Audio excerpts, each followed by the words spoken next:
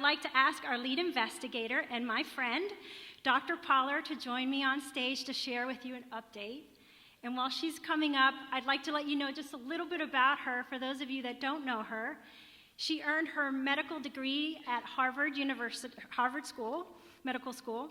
She is an associate professor of oncology at Johns Hopkins. And as an investigator, Dr. Poller is focused on translational research and clinical trials of developmental therapeutics in prostate and other solid tumors. So please join me in welcoming Dr. Poller.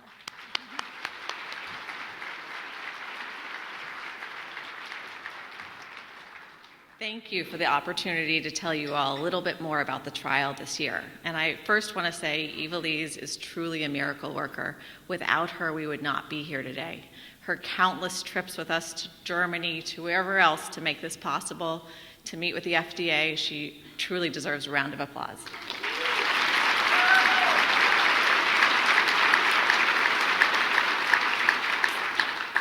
So we wanted to design a trial that not only would kill tumor cells, but would also help a patient's quality of life.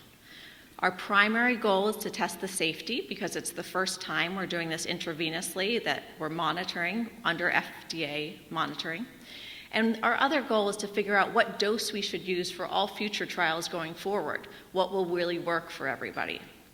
So we're also monitoring everybody's CAT scans and bone scans and other imaging modalities, as well as any blood markers. So for prostate cancer, that might mean PSA. For colon cancer, it might mean CEA. These are just blood markers we use to monitor people's cancers.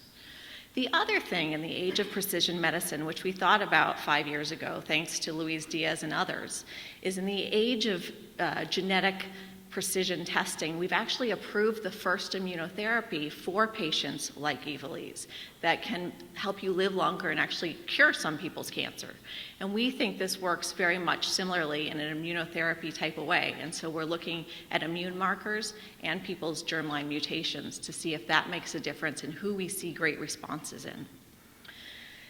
The other thing is when we look at patients who are eligible, we really want healthy patients because if they're too sick, they may not get the benefit of the immunotherapy. So I apologize if one of your friends has been turned away, but we've learned that if patients are a little bit stronger, yes, they may have cancer that's stage 4, and yes, they have to have received one line of therapy, but I need them to have some sort of strength in their immune system to be able to respond to the immunotherapy in the mistletoe, and so that's also what we're looking for. We're doing a standard phase 1 trial that's called a 3+3. It requires that we wait 28 days for each patient, and we have to enroll 3 patients at each dose level to make sure it's safe before we raise the dose. So to date, I've consented 14 patients into the trial, and I'm expecting anywhere from 6 to 24 more. This really can change depending on people's reactions to the prior doses, because it's the first time we're doing this intravenously. We estimate the trial will take up to another 2 years to complete because of this FDA 28-day requirement. What I'm most excited about in the trial is to look for these biomarkers to better understand which patients derive a better quality of life and a longer life. I hope one day we'll be able to figure out which patients actually derive benefit from mistletoe and have their insurance pay for these treatments. So thank you.